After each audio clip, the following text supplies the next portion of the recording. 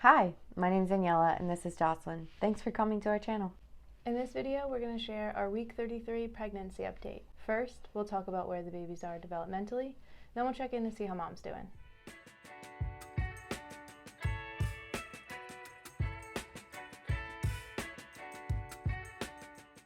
During week 33 of pregnancy, babies are over 4 pounds and about 17 inches long. A fun fact about week 33 of pregnancy is that your amniotic fluid is maxed out at this point. There's not enough room to keep as much as there used to be because the baby's growing, so you may feel the baby's kick more strongly during week 33. The baby's independent immune system is also working hard to develop during this stage of pregnancy so that your baby is prepared to exit the womb. An interesting thing that's happening to mom this week is that pregnancy hormones are ramping up, which actually loosens your joints, not only in your hips, also in your ribs, so that your lungs can compress and expand more easily with all of that baby inside. I'm sure you've noticed in the last few videos I'm breathing quite hard, and I noticed it when Jocelyn was editing the videos. I'm like, oh wow, I'm really breathing heavy, but that's just because of all the weight on my ribs and my lungs. I do have to work a little harder to fully expand.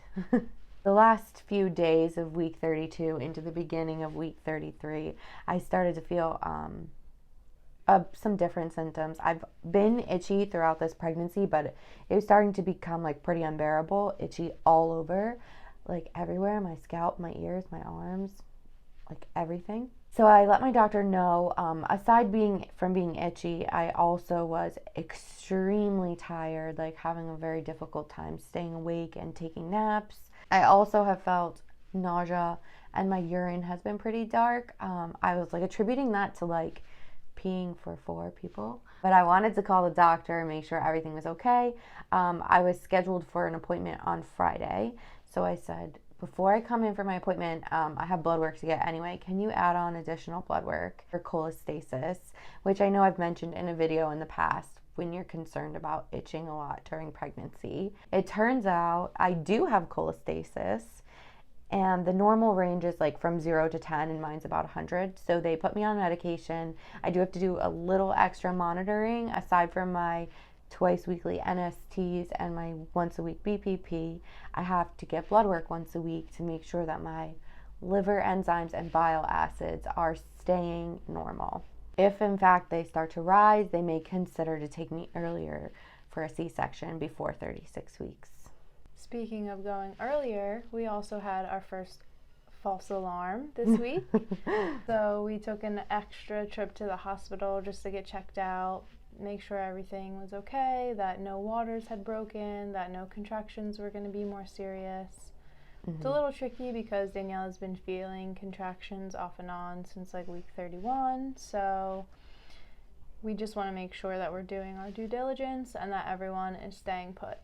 I was having some like fluid leakage, so I wanted to make sure I didn't leak any amniotic fluid and that all the babies had everything they needed and were comfortable. So when I called the doctor to check, they had me go into the hospital. They did a lot of little checkups and ultrasounds and an extra NST. Luckily, it looks like everyone is good. I'm not dilated. The contractions I'm having are more like practice contractions and nothing to be concerned about yet, but we're just keeping our eye out and making sure everyone continues on the right path. So that's what's happening with us for week 33 of pregnancy. Tune in next week where we talk about week 34. See you soon.